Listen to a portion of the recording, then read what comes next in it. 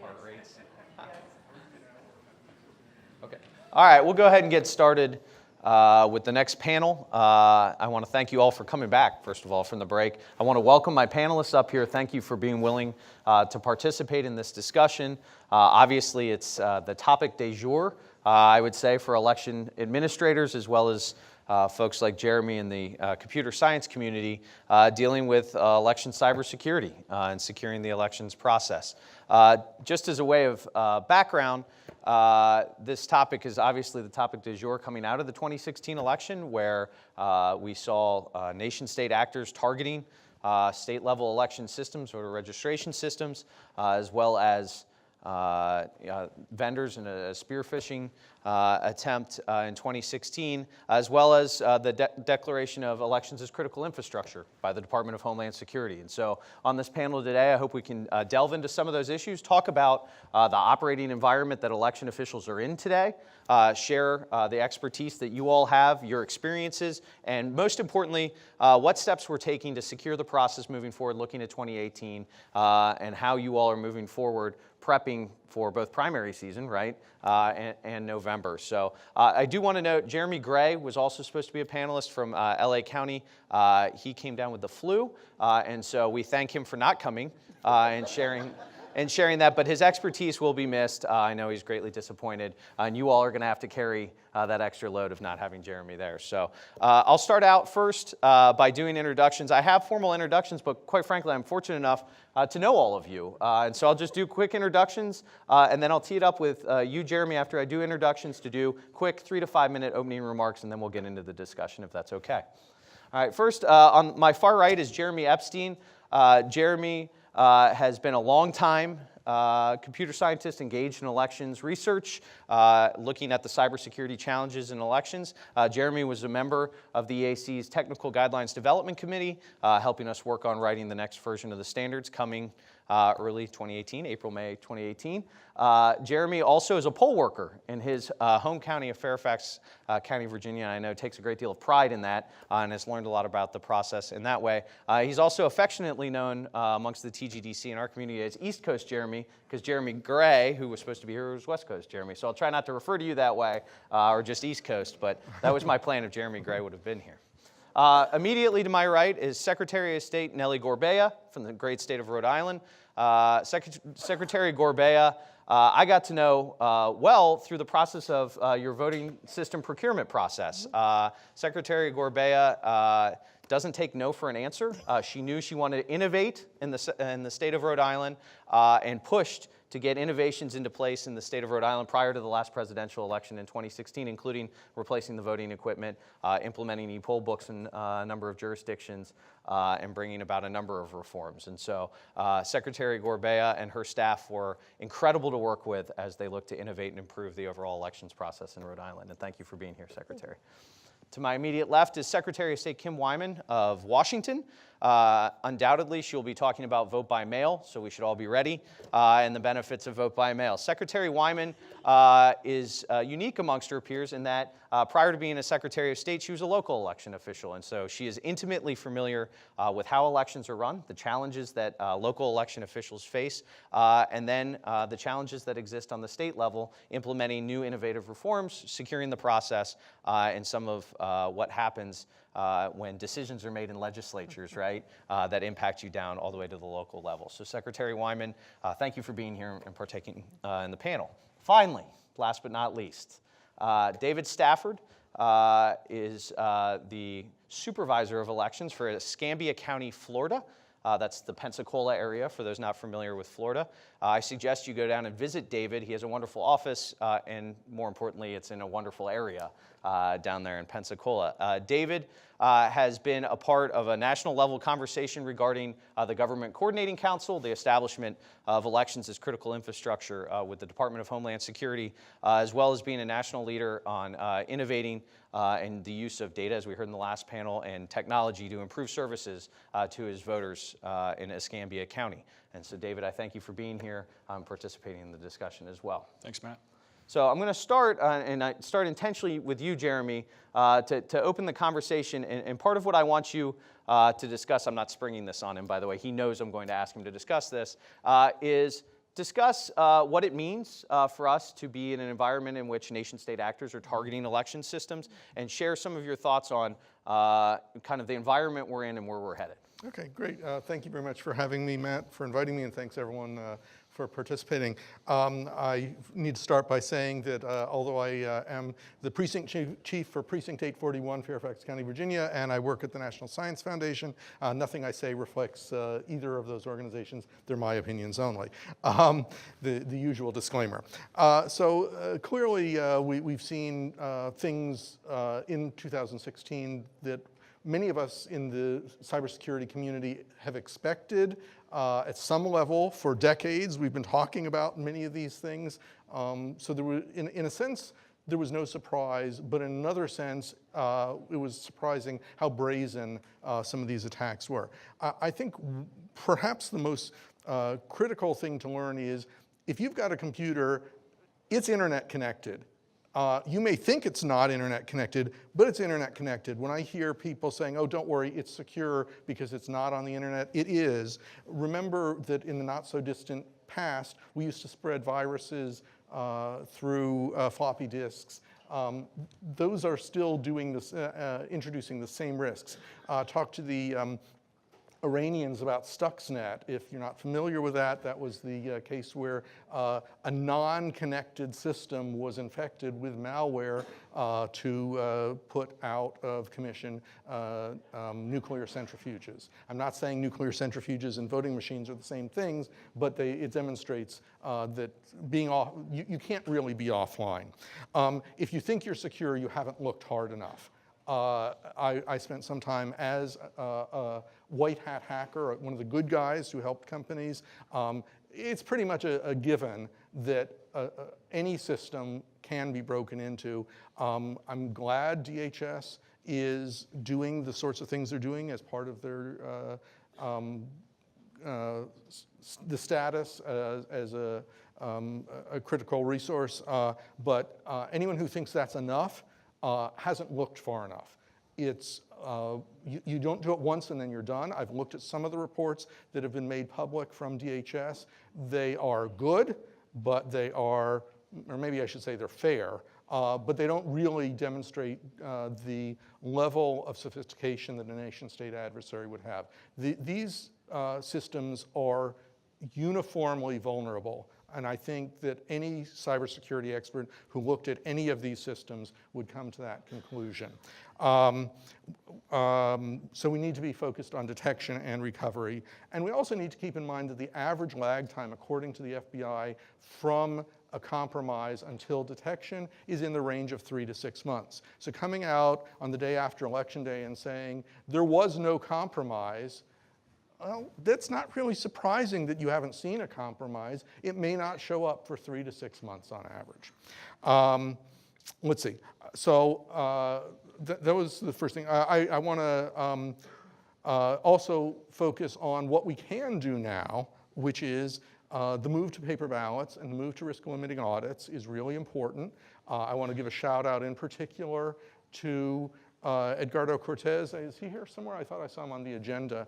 From Virginia, who has made some major pushes in Virginia, my state, to get paper ballots. This has been a huge change.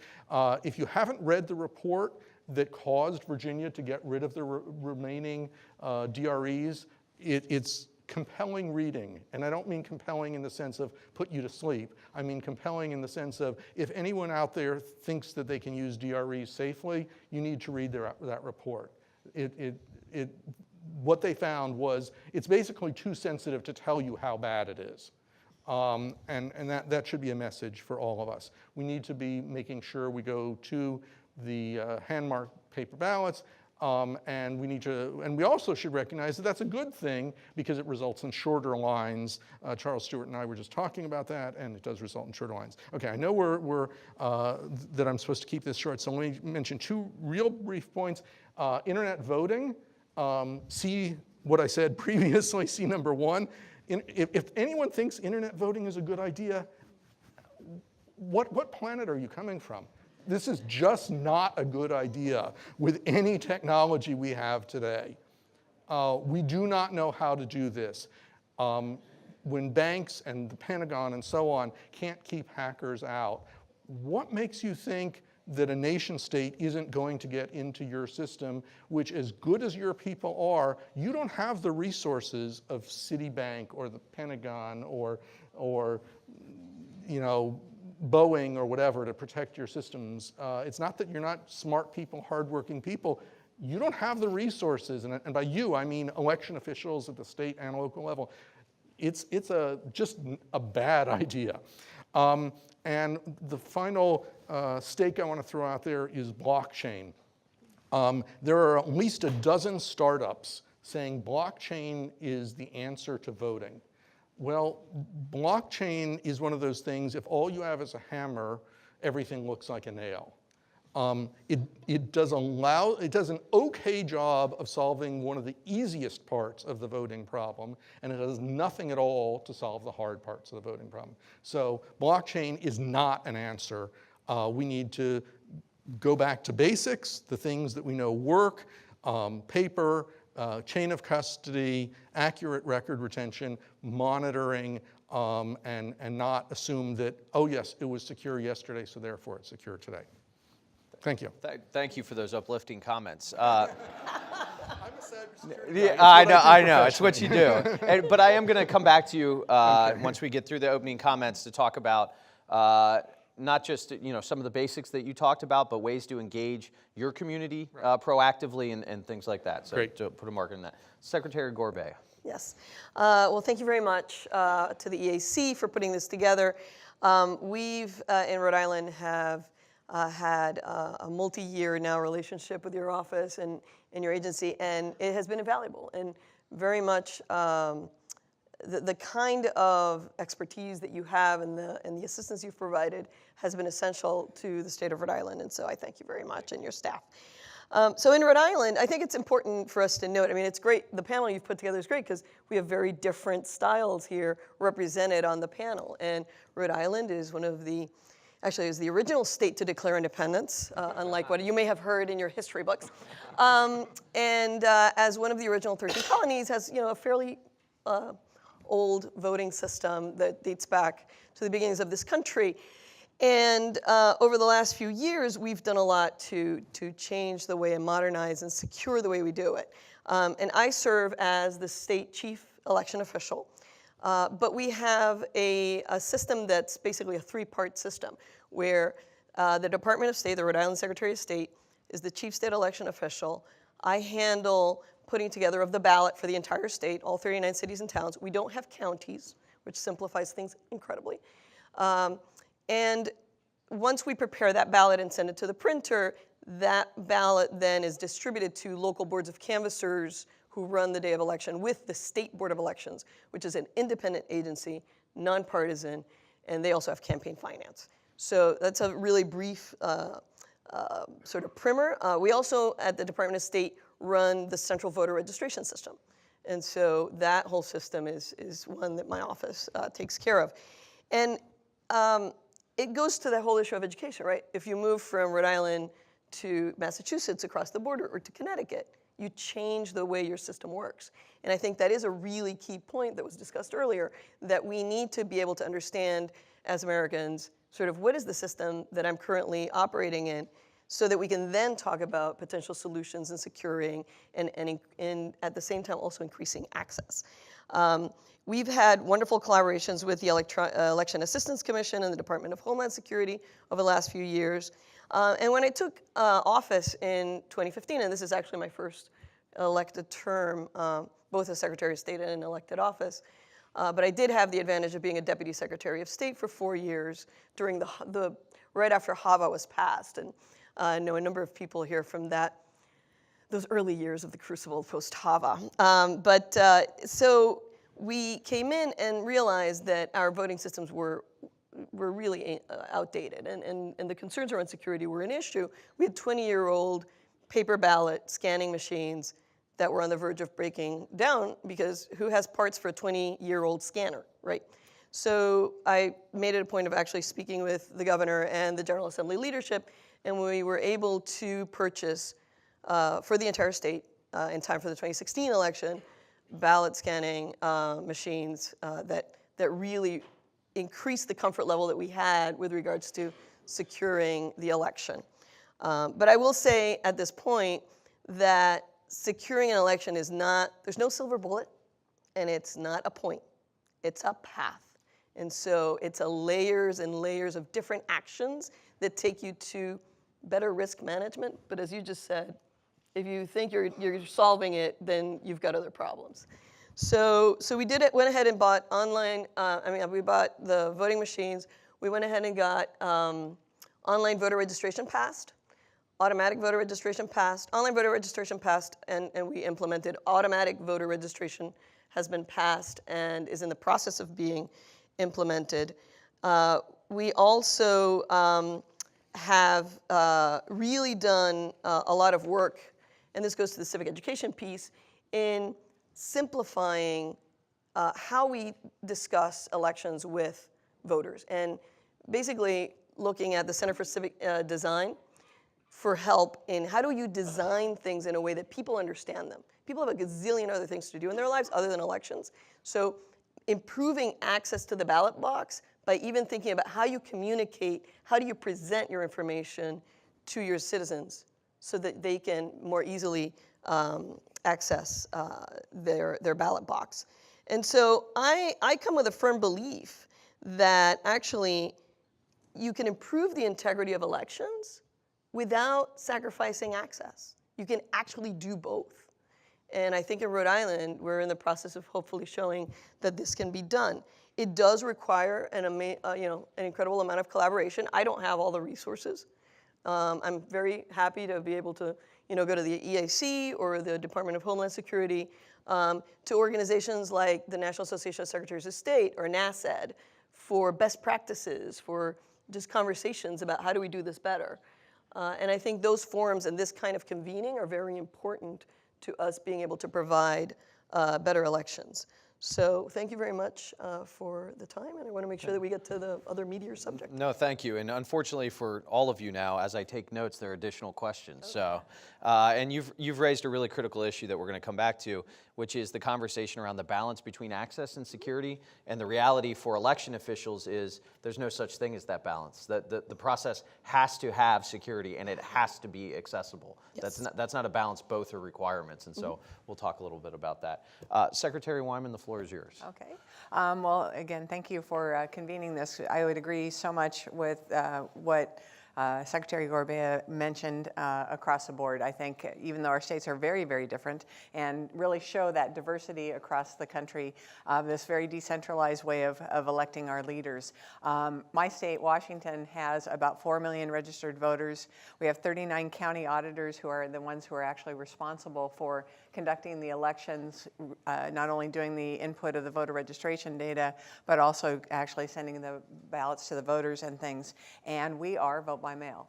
We were the second state in the country to move to vote by mail from about 2005 to 2010 is when we completely moved to vote by mail, following Oregon. And then, of course, a number of other Western states are on our heels and joining us. And you in the East, it's coming. I know you don't believe us. It is coming. So we, our world is an 18-day voting period. And I think you're seeing that, and you've certainly heard comments today about that. The dynamic of how people vote is changing, and the way that they vote is changing, certainly leading it in the West Coast. So my office, just like Secretary Gorbea, I'm the Chief Elections Officer for the state, and our state does reviews of our election operations in the 39 counties, and we also do training and certification of those election administrators in our state. And many of you will remember our state was front and center a few years ago with the closest governor's race in the history of the country. That was so much fun, by the way. Gosh. But I think a lot of good came out of that race and being under that microscope, and it really does drive you to make sure that every single voter in your state, and I think this is a goal of all election administrators across the country, has the same experience and has the same access, has the same security levels, all of those things.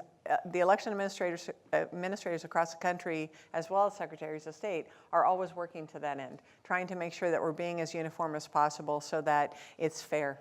across the country. In our state, we have 4 election vendors who provide the ballot tabulation systems that our counties use that are certified in our state.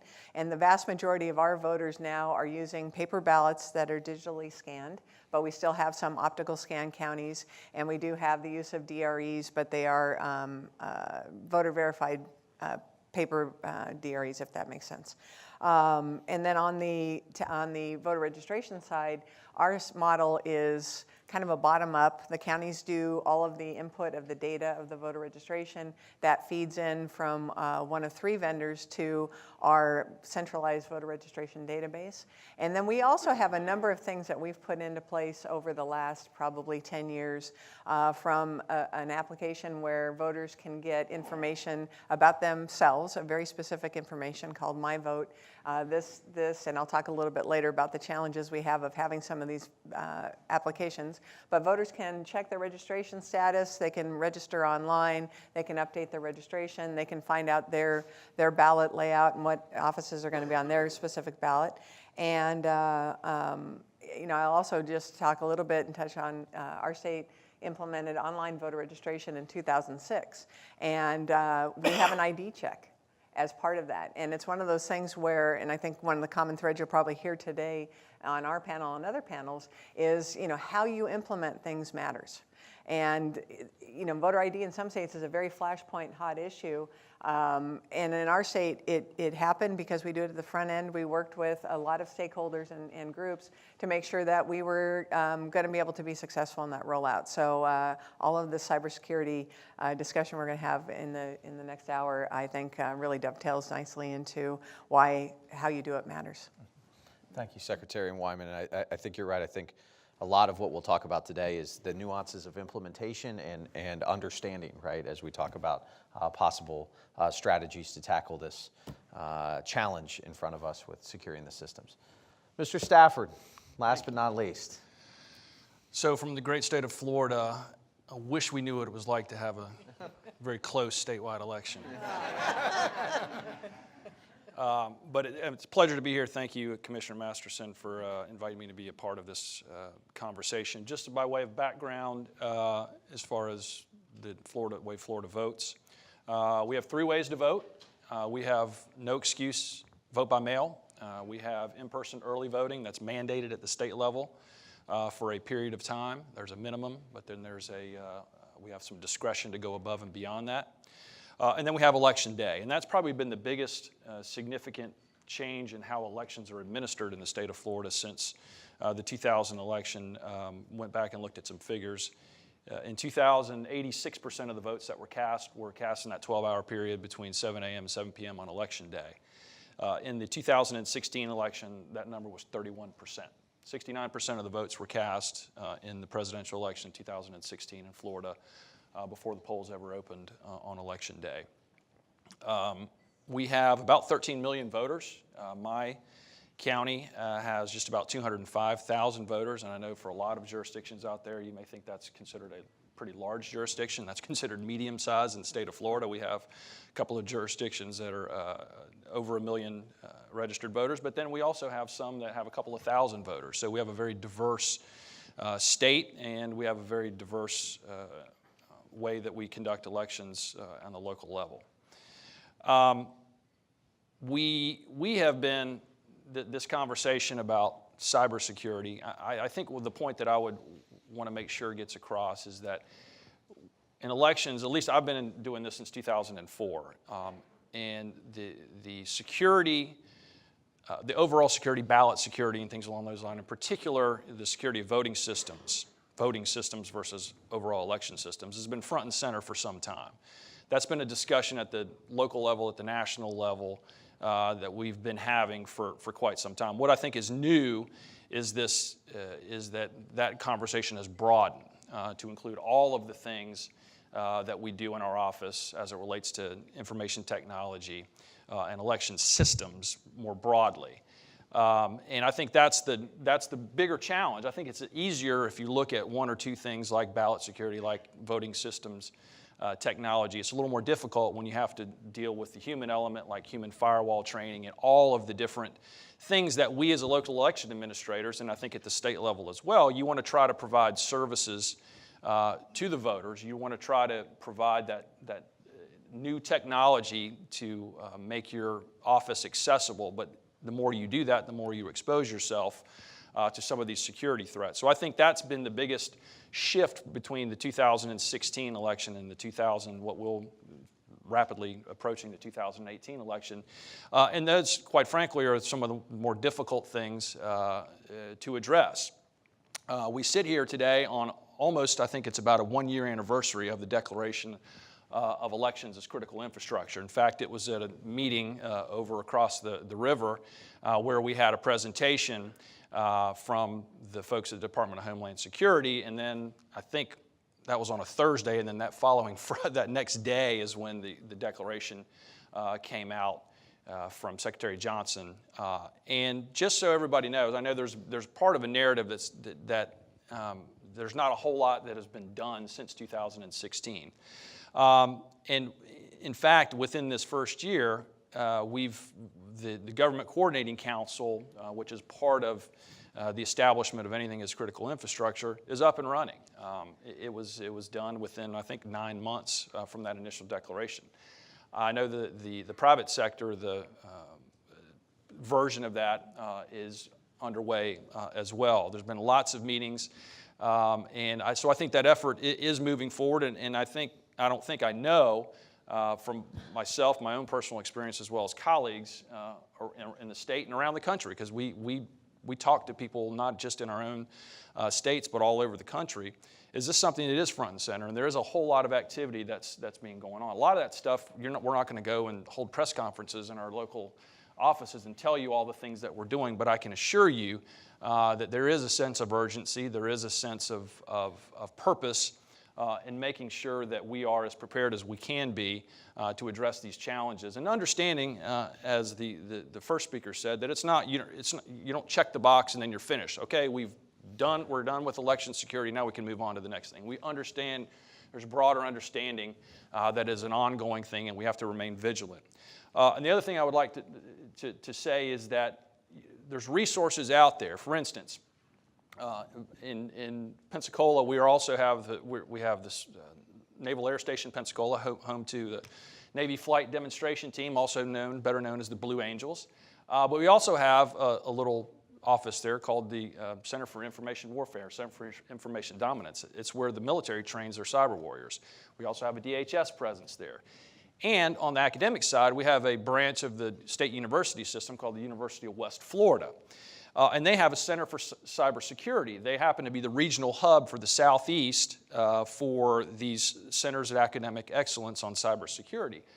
So I just picked up the phone and reached out to the director of that and said, hey, you all have expertise, we have needs, can we talk? And so we've begun this collaboration. Now we've pulled in the folks at the state level to say they've got this cyber range, really, really interesting and very robust ability to threat simulate, to do all kinds of things education-wise, because they're in the education business.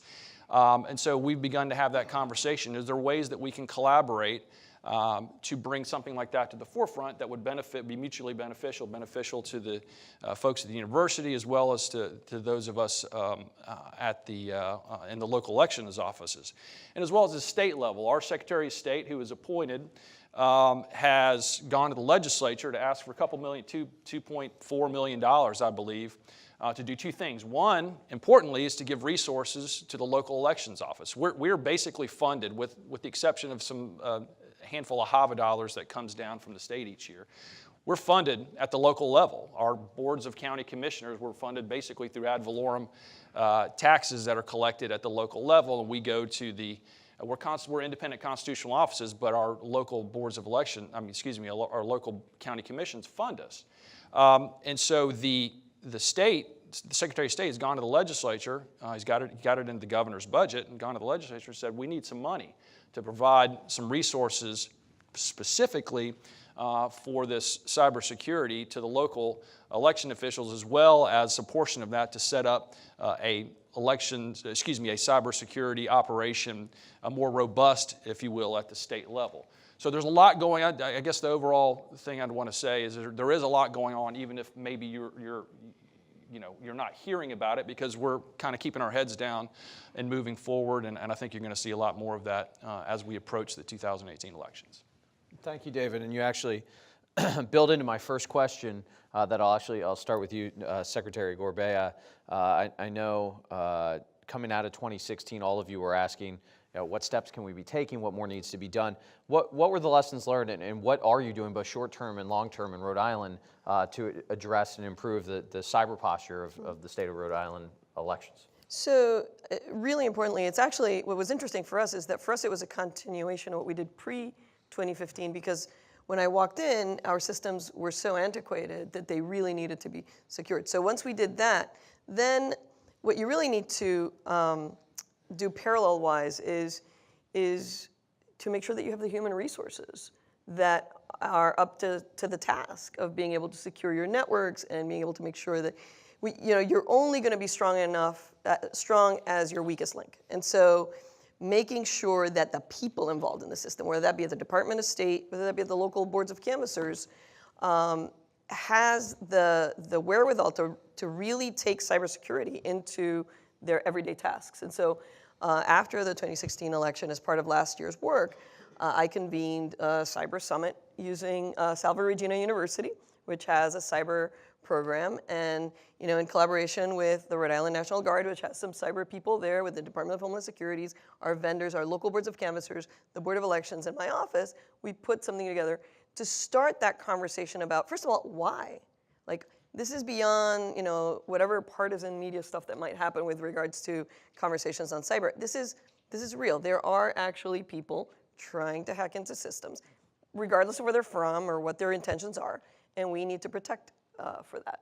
And so if you're a local clerk and somebody comes to your office and says, can you download this onto your drive? And that's the way that you're getting access into the central voter registration system. Like, you need to be conscious of that that's a weak link. And they need to know why they need to be part of the solution to keeping a secure network.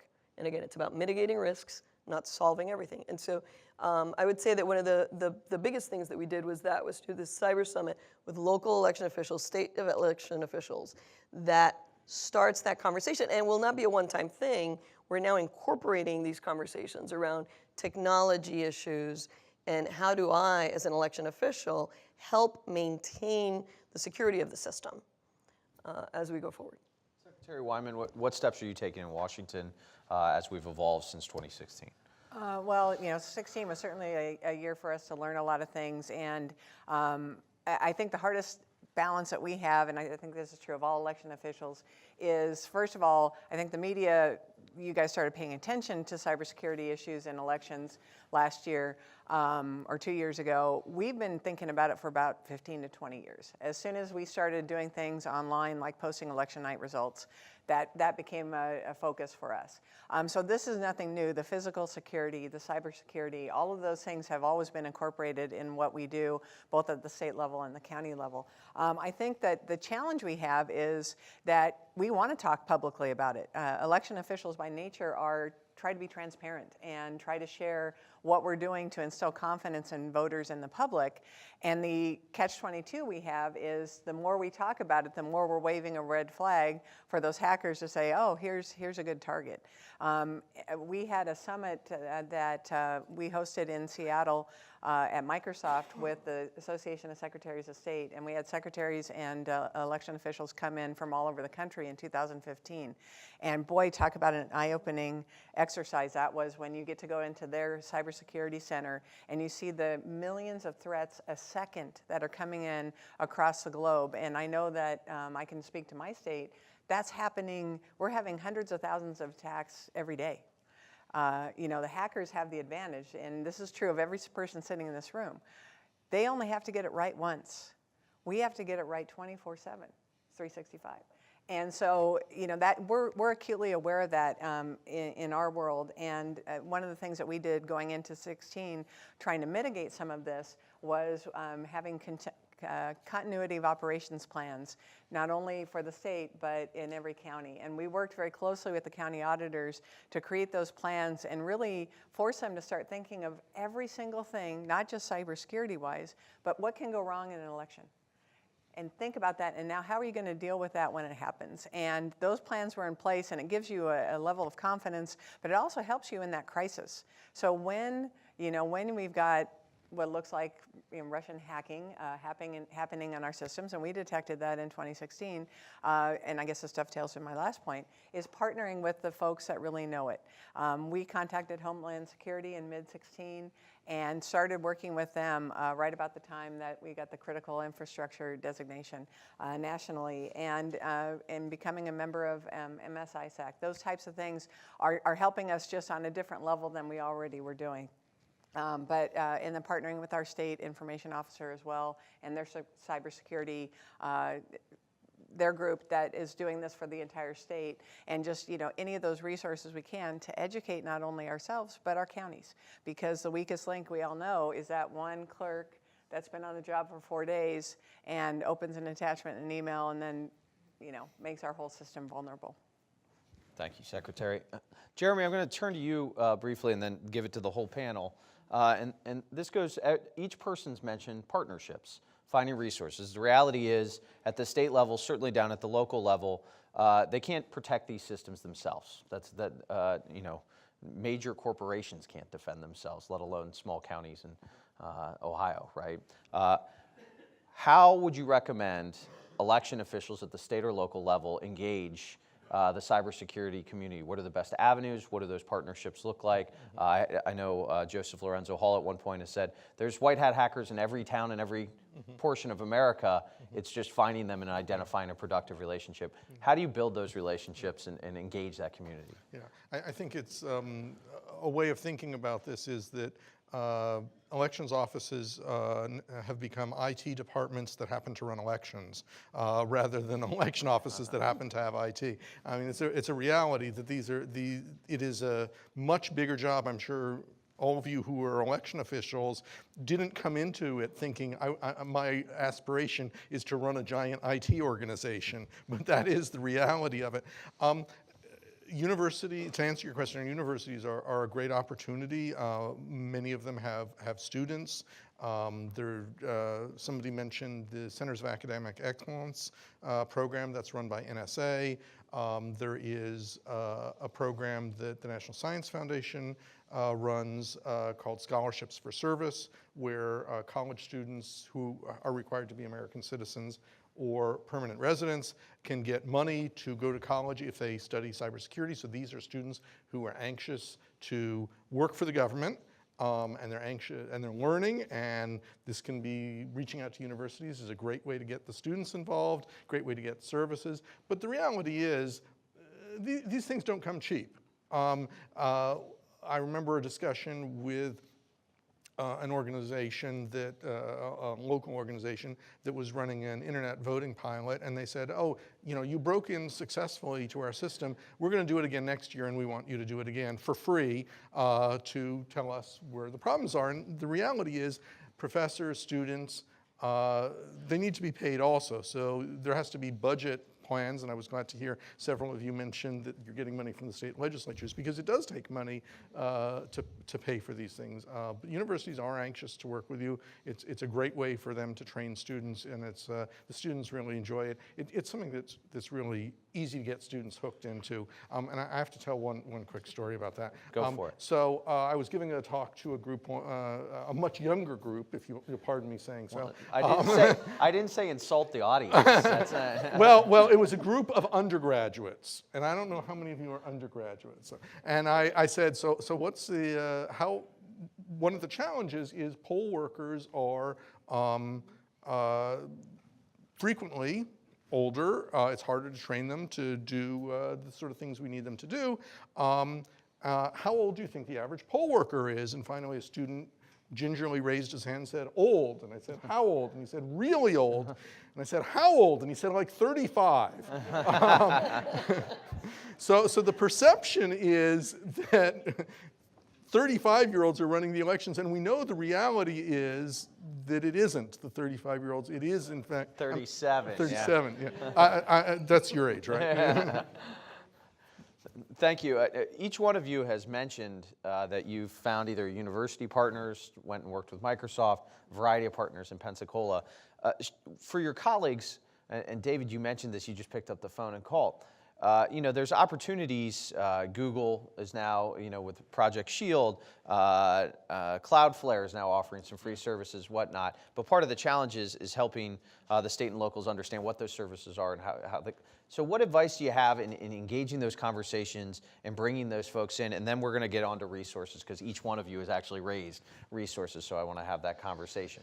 So I would say just, be on the lookout for it. Some of them are going to come to you. You're going to have, sometimes people are going to come to you with some ideas, but other times, you really kind of have to be on the lookout for it and be thinking about things like that. Look in your own community. Look at if you have a university, chances are there is some portion of them that are involved in cybersecurity, or even others. One of the things I think that has evolved that I've seen just again in my time in elections is the evolution of this, and I think Charles was in here. I think he may have stepped out, but the evolution of the relationship between local election officials and academia. I can tell you, coming from the aftermath of Florida 2000, there was a gigantic level of there was a canyon of distrust between election officials and those in academia, because quite frankly, I don't think there was any level of trust among those two. And I'm glad to see that over the years that those communities have come closer together through the efforts of people like Dr. Stewart, who have, I think, taken the approach that we need to work together to solve some of these problems. And I think some of that relationship building has produced. We've worked with Dr. Stewart. We did a voter intercept survey, a very robust voter intercept survey. Again, one of those mutually beneficial things. It did not cost us a dime, and our local university had its students conduct the survey. But before we did it, we engaged people like Dr. Stewart and said, hey, what kind of questions should we be asking? Can you look at our draft questions and provide feedback? And one of the things that we looked at was what is the perception of voters on their ability to have their confidence that their vote was counted. And it was interesting because it was quantified. It wasn't just theoretical. It's quantified that the further you get away from your local jurisdiction, your level of trust that your vote was counted as intended drops. But it was scary for us to undertaking at the beginning, because we didn't know what the results were going to be. We thought we were doing a pretty good job. We thought our voters felt like we were doing a pretty good job. But until you get out there and ask that question, you don't really know. And it came back that 90+% of our voters felt like their vote was counted as intended, but that did start to erode. Now it'll be interesting to see, and that was 2016. What has happened since 2016. What will that look like in 2018? I think we've just started dialoguing with them about a follow-up survey in 2018. But getting back to your original question, is you just got to be on the lookout for it. And I think I've yet to find a person that we've reached out to that has said no, or I'm not interested. Sometimes it's a little more challenging than others. Sometimes it does become a resource issue, but you'd be surprised. Sometimes there is a need on the organization that you're reaching out to be able to do something like this that they're willing to invest some money in that you as a local election official would not have to. So be on the lookout for them for these opportunities. Get creative when you're seeking these things out. You have a lot of private sector partners that are out there that are particularly in the information technology world that would love to have an opportunity to work in this space, because we do something that we local election officials do something that's pretty special that touches virtually every United States citizen. They can identify with voting. They can identify with going to cast a ballot. They can identify with that fundamental right to choose those who lead them, who govern them. And so they take it seriously. So there is this sense of duty almost that I've at least seen in helping local election officials, and I think you can go out and take advantage of that. Thank you. And just to drive that point home, I mean, there's resources from some of the folks we've talked about, maybe locally, as well as DHS, MSISAC, and I think the challenge in front of all of us is understanding what our risks are, as you've been talking about. And so that leads to the next question that kind of work our way through the line just quickly. What do you view as the biggest risk to the process or to the confidence in the process or whatnot? And then what mitigations or steps do you believe need to be taken to address that risk? So I'll start with Jeremy. Okay, so actually I want to throw in one other resource that occurred to me listening to what David had to say. When Fairfax County, Virginia got rid of the WinVote, the infamous WinVote machines a couple of years ago, they generously gave me about 50 of them. My wife wasn't too thrilled with that, but they have since been donated to colleges, universities, high schools, museums around the country, in some cases around the world. We are training students to understand voting. So when you're getting rid of your voting machines, instead of sending them to the landfill, send them to the university. Help students learn. This is a great way of getting them interested. They may come back to help you in some of these things we're talking about. They may come back as poll workers, et cetera, but this is a great way to get people involved. Is to signing them up to be poll workers as well while you're doing it? Help that median age. That's right. Help drive that median age down from 35. In terms of what we can do or what needs to be done. Yeah, and to put you on the spot, yeah, just sure. quickly, and you mentioned that the detection and recovery portion. Right. Specific. Can you speak specifically to what the risks or the larger risks you see, and specifically detection and recovery options for election officials in addressing that? Yeah, well, I am not an election official, and I don't know how everything runs, so I'm going to speak from a theoretical perspective rather than anything concrete. But a lot of the localities, in Virginia we have 130 some localities. The smallest one has 1,000 voters.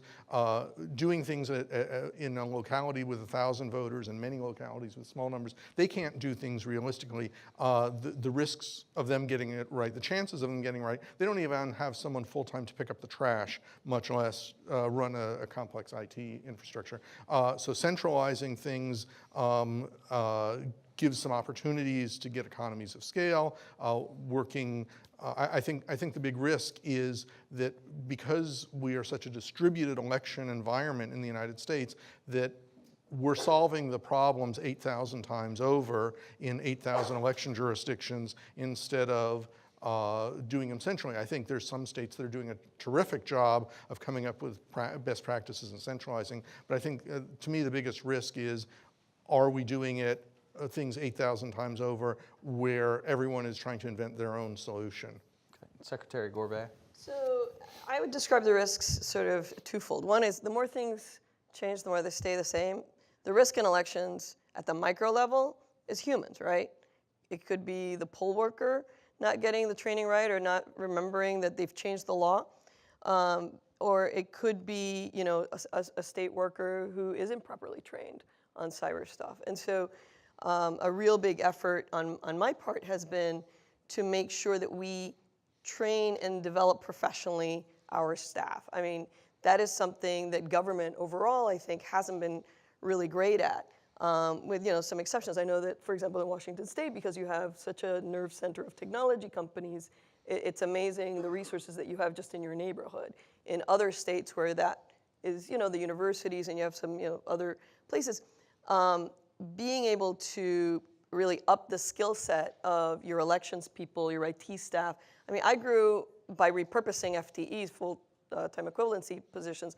I grew our IT department by 40% because it became increasingly clear that we were much more of an IT shop than a filing cabinet, which is how historically a Secretary of State's office had been run. So that's at the micro level. It's the humans and who's interacting in the system. At the macro level, I think the risk is one that we really need to give some thought to, and Doug alluded to some in his opening remarks. It's the issue of transparency and democracy. Who's overseeing? I mean, and how do we understand that the systems are being given proper oversight? So I look at something that, for example, I think very highly of the relationship that we've been able to form with the Department of Homeland Security with regards to the risk assessment and risk mitigation.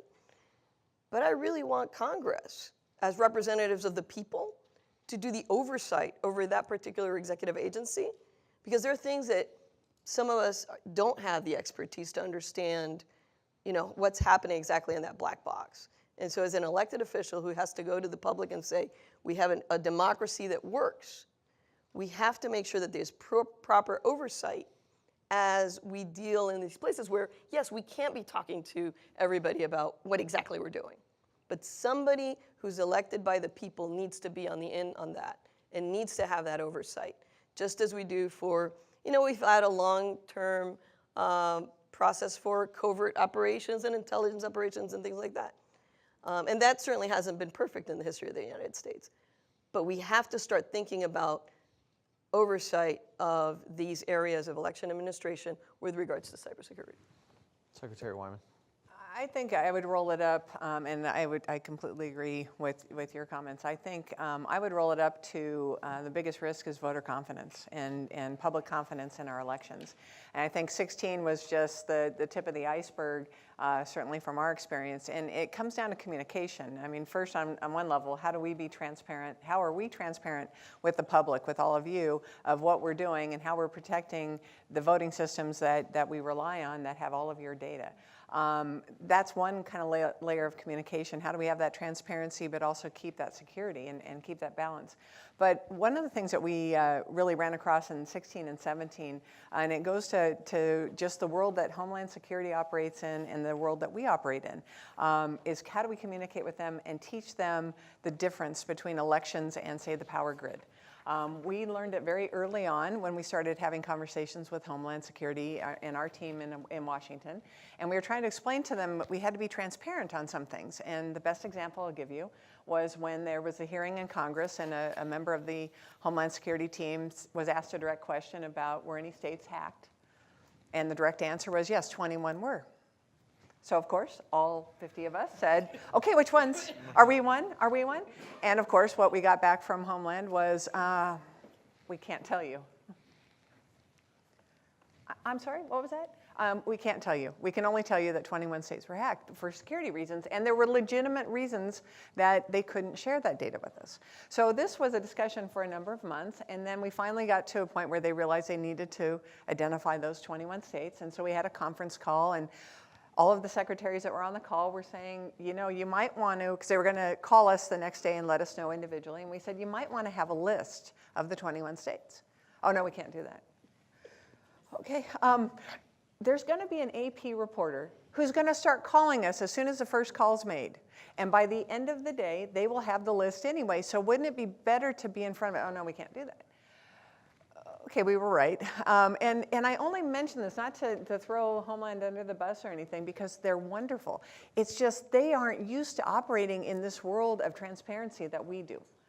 And it's that communication that election officials have to work on, and we need to get these players into our operations. Come see the King County election site in Seattle.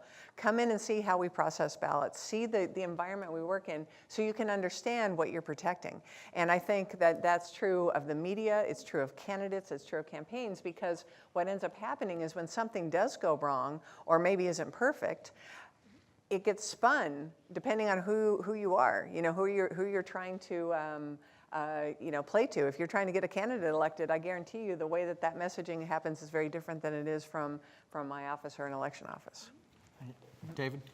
Well, a couple of things. One, on the communication side, I think that's come up several times. Both, I'd say with two points. One, communicating out to the public about what's being done to secure the elections, about how elections are run, but also communications within those who conduct elections as well as those who are involved in the gathering of intelligence and sharing of threat data, et cetera. And that's one of the latter is something that's being actively worked on, because as easy as it sounds, that local election officials and state election officials and those that are charged with protecting us all should be talking to each other and all should be sharing information.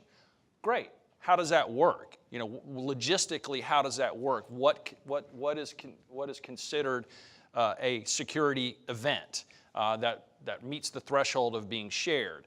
What is that trust level between a local election official, a state election official, whether it's a state, the folks that are running elections, or the elected official, the Secretary of State? Because sometimes, quite frankly, there's not an existing level of trust in those, so there may be some reluctance to be sharing that kind of sensitive data. So that's something that's being actively worked on as part of this Government Coordinating Council. And what does that environment look like when there is a threat in State A? Is that data, is that something that needs to be shared with state officials or local election officials across the country? And when you have 8,000 local election officials, that becomes a pretty significant job to do that. So that's something that's being actively worked on. From what we have been focusing on, I think what a lot of people have been focusing on, is human firewall. What I guess the term that again, a new term that I've learned a lot of new stuff in the last year. One of them is human firewall training. And from the smart people that I've talked to, and I try to talk to smart people that know a heck of a lot more about subject matter than I do, is that's the one initial step. I think there's a whole host of things that we need to be doing, but that is the one step that's probably going to get your biggest return on investment on the front end, is that human firewall training. Those folks that are receiving emails, because it's a challenge. We want to be accessible to the public. We haven't even talked about this generational gap. I've got a 15 and a 17, 14, soon to be 15-year-old and a 17-year-old, and their comfort with technology and quite frankly, their expectation of being able to do things with their devices is so far and away what we are currently providing. And we hit on a little bit on the issue of internet voting, but at some point there is going to be some level of expectation among the younger generation, who are the ones that are least likely to participate in an election, that there is some form of technological advances that's going to make that process easier for them than it is currently. And so we can't, I'm of the view, and as a jurisdiction that deals a lot with UOCAVA voters, we mailed ballots to 66 countries in the last election, and we still have an issue with getting those ballots back. It's improving each election cycle, but there's still an issue, and I think technology can provide at least some improvement on that. So we can't just sit back and say you can't do it, can't do it, can't do it. I was part of a military voting task force that the state of Florida did this last year, and we reached the same conclusion. We can't do it now. We shouldn't be doing it now, but it's not something we can just sit back and say we can't ever do it. So it's something that that conversation needs to be put forward. But again, coming back to it, I think that human firewall training is something that we're looking at. And then looking at the broader systems, again, we've focused so intently on things like ballot security and voting systems security that now we're starting to look more intently at those other systems that we utilize on a day-to-day basis that are vulnerable. Did you ever? I just heard you. I agree. Eventually, like it or not, I think we are going to get to internet voting. I just think we need to make sure we're actually ready when we're there, and we are not anywhere close to being ready today. I would concur. So we're going to get to audience questions, but I do want to tee up a resource question. So React, I have an anecdote, I guess, that I'd appreciate a reaction to, and that is I was recently talking to a member of the media who said, I don't understand the under-resourcing of elections. This is our democracy. If the election officials just go and explain to the appropriators that they need resources, they'll get it. That's what we're supposed to do. Yeah, so, and it was meant very... honestly, Rhode Island. It was meant very sincerely. Like it was meant very. This is democracy. So, talk about a little bit about the challenge in the conversation specifically on getting those resources and addressing the need. We know working in elections that a lot of times it's you or a new gazebo or improvements to the local golf course, right? Which I'm also in favor of, but that's neither here nor there. So just react to that statement a little bit, and then we'll do audience questions. I'll take that. But so substitute elections with public safety, right?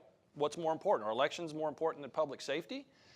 We have our sheriff of our county has appealed his budget that's provided by the Board of County Commissioners to the governor of the state of Florida because he says he's under-resourced and can't provide the level of public safety that is required. So I get that, you know, and I think you do absolutely have to make an informed argument and go talk to those who, whether at the local level or at the state level, or for that matter at the federal level, on what your needs are.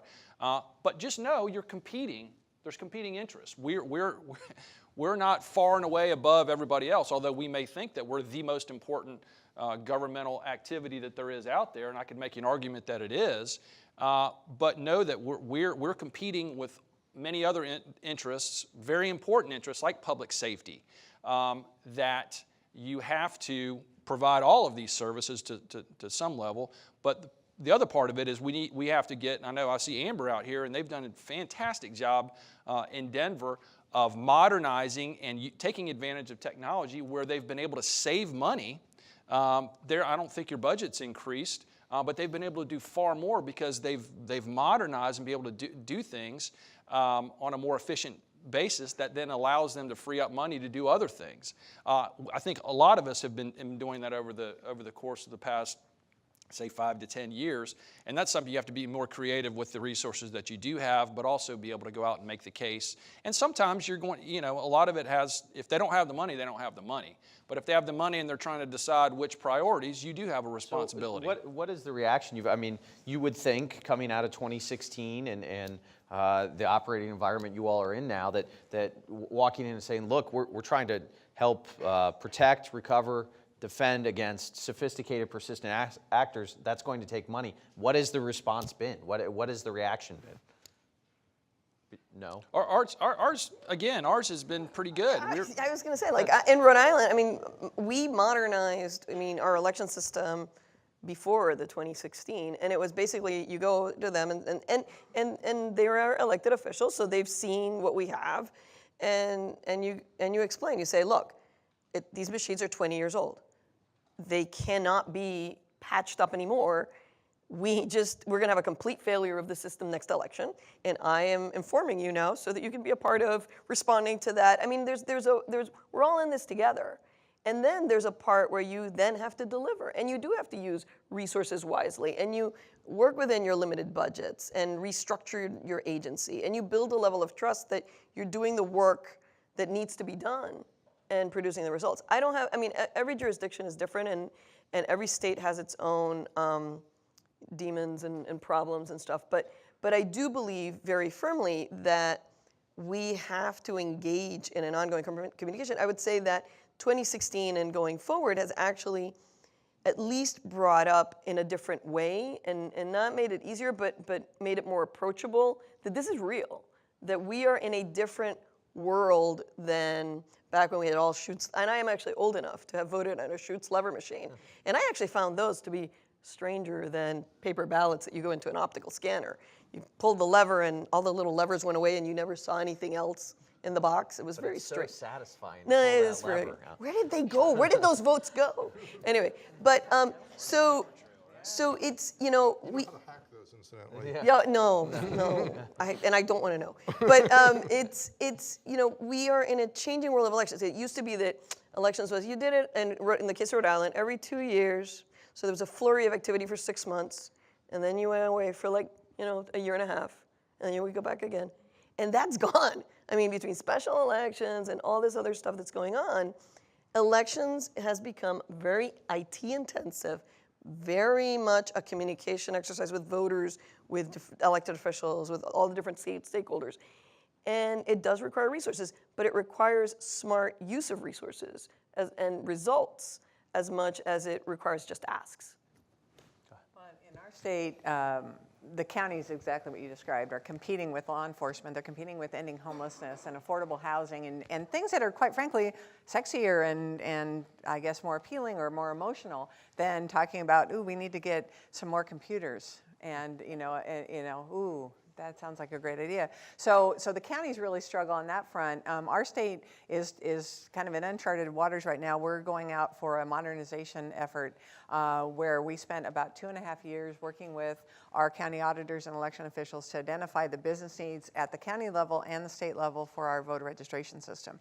Did a comprehensive thing, came up with 500 business pieces. We got the legislature to fund it at the state level to fund both the counties and us. It was great. We put an RFI out on the street to see if the vendors could actually build what we conceptualized. They said yes. We put the RFP out on the street, and this is tracking to go live in 19, I believe is our goal. And we didn't have a single successful vendor. So we're now reissuing that process. So I guess I mention all this because that's the challenge. The reality is, one, getting the funding takes time and effort and a lot of work, and it's not, you don't get those immediate results. Most of our systems, the tabulation systems, were purchased with HAVA dollars in 2005. Those systems now are 11 years old, 12 years old, 13 years old, depending on the county. And that's the next tier. So we're just trying to tackle comprehensively the voter registration piece. So it's hard to get legislators to get it, but we're continuing that effort. And it's that, again, going back to communication and the dialogue. Right. All right, I'll open it up for, go ahead. Yeah. One of the other resources, I don't know if it's used enough. Well, I think it's in the back. I don't think it's in. No, it's is it on now? Okay, thank you. There are a number of open source efforts, free software, free in certain senses of the word, and that's an opportunity that some states are taking advantage of, and it may be a way to get more leverage out of the very limited dollars that everyone is struggling with, is to take advantage of things that are already there, and you're not beholden to a vendor. It doesn't mean that they're completely free. You may not pay for the software, but you still have to maintain it. You have to support it. You have to install it. All those sort of train it. So it's not like it's the solution to all of anybody's problems, but it's worth looking at. And you have to have the staff that can manage it. Absolutely. And you have to have invested in that staff. And so we're in a paradigm shift in government. We have to invest in people with that technical expertise that are going to sit, live, and breathe within state government. Right. That's why I say it's not a panacea, but it's something to keep in mind that the only choice is not going to a vendor and buying a proprietary Absolutely. product. Thank you. There's only 120 questions, so we should be good. Just good. Please stand up and identify yourself if you don't mind. Hello, I'm Jessica. I'm a reporter with ProPublica. You guys have talked a little bit about your relationship with DHS, especially since the critical infrastructure designation, and I'm just curious if you could say a little bit more about what you feel DHS's appropriate role in this partnership is. I've heard a lot of differing opinions from a lot of different secretaries of state, and also what you think the limitations of that relationship are.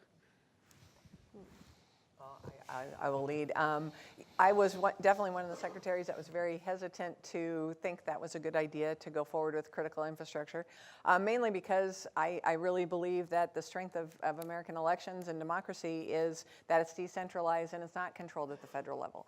So I was hesitant because I was hesitant that you could have an organization that could come in and take over, because that's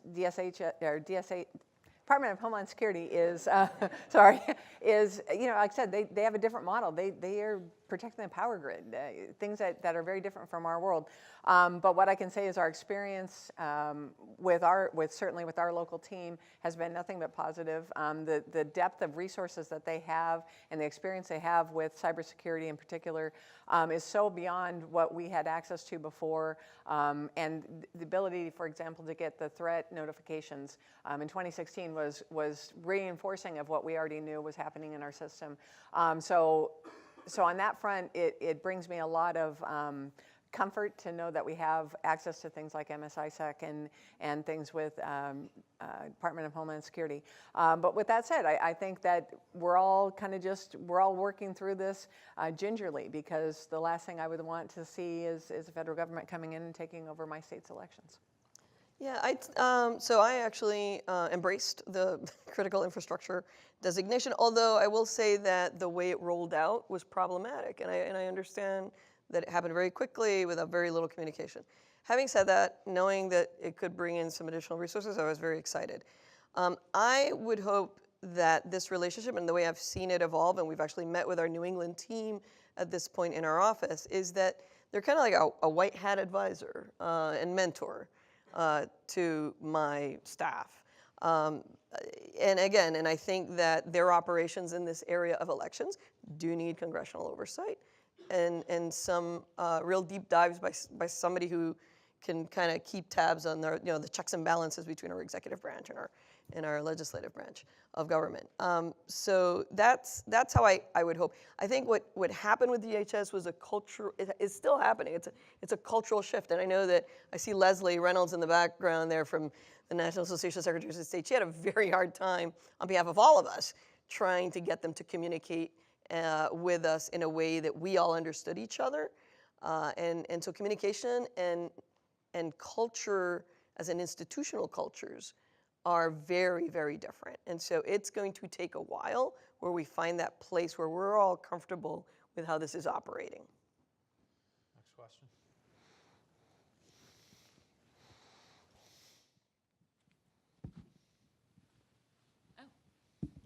Thank you. Oh, it was me, right? Yeah. Okay. I didn't know you. You I have didn't know the you called mic, me. so it's you now. Hi, Susan from Susan Greenhall from Verified Voting. I have a quick comment for Mr. Stafford and a clarifying question for Jeremy. As far as the internet voting issue goes, I just wanted to raise or for point of information, we work, with a lot of computer scientists, computer security experts, and there is a great deal of research going on how to do internet voting securely, but it's at the academic level. I've been to conferences with people with equations that I can't possibly fathom what they mean, but it's in the whiteboard stage. So people really are trying to figure out that question. And I know that election officials often express a lot of frustration that the computer scientists say, no, don't do this, but they're not giving us a solution. And going to Jeremy's point that it's going to be a while, I hope people know that, I want people to know that there is research going on. People are trying to solve that problem. While they're saying no, they're saying, look, we're working on it and we're trying to figure out a way, but they're in the whiteboard stage in a way to do this securely. And then to Jeremy, I was wondering if you could speak to the email return of voted ballots, because while there's only a few states that are actually doing what's often referred to as internet voting, 32 states are permitting email and fax return of voted ballots, which has its own security issues. And can you speak to the advisability of doing that in the threat environment we're seeing in today's cyber landscape? Do you want to go first? No, you can go, Okay. but I would like an opportunity to. Okay. So with respect to email return of ballots, I was kind of thinking of this when you made the comment about well, what happens when someone clicks on an attachment and opens it and all sorts of bad things happen. Email return of of marked ballots it's just a welcome opportunity for an attacker to send an attachment that somebody is going to click on because they're trying to be the best election official they can and count every ballot, and they're going to click on that attachment and they're going to open it and they're going to get infected. And it's not going to be their fault because they've been given two conflicting sets of guidance. One is we need to count all the ballots, and the other is we need to be secure and don't click on attachments. So Bleeping this out of the broadcast, right? and so this is the problem. Email return. I mean, putting aside the fact that email is unencrypted, generally speaking, and so everyone's ballots are transversing the internet open to be seen, to be manipulated, et cetera. But the part that scares me more is not the fact that the ballots themselves aren't private. The thing that worries me the most is an election official who's trying to do the right thing and ends up compromising their environment. So I'll say two things. One, I didn't mean to leave the impression that there is nothing going on, but the response, the initial response that always comes up is can't do it right now, can't do it. And I feel like it's my duty to say we need to at least be continuing to advance that research in that field. That's way beyond our capabilities at a local election official office to deal with that kind of stuff. But as somebody who represents a whole lot of UOCAVA voters, so in this particular instance you're talking about, you have to I have to put myself in the position of the voter. And that's the voter that is doing all kinds of things in defense of this country and maybe has a couple of minutes to be able to complete this process. And the only remedy that's left for them to return their ballot is through an email or fax. So for that relatively small, at that point, I see but if you're a couple of days before the election and they're forward deployed in Afghanistan or something like that, they have no other remedy to be able to get that ballot returned to us in time for it to be tabulated in a scenario like this. So the idea is you have to balance out that accessibility for these UOCAVA voters, which happen to be, even though it's a large segment of people within a given election, it's not a gigantic number of votes. Those who are overseas that take advantage of this opportunity that may not, under the current system, have any other remedy available to them for them to be able to participate in the process, which they have the right to do. Okay. So, thank you. I'm getting the wrap-up sign, which Brenda will take me down. But the good news is, it is lunchtime. And I, of all people, get you to lunch on time. I don't miss a meal. So you can engage these conversations. If you have additional questions for the panelists, I'm sure they'd be glad to engage you in those discussions. Lunch is on your own because we're the federal government, and we're not going to buy you lunch. And then be back in 1 hour for the keynote speaker from DHS, which is very timely given the discussion we had. So thank you to the panelists. Thank you all. Go get them.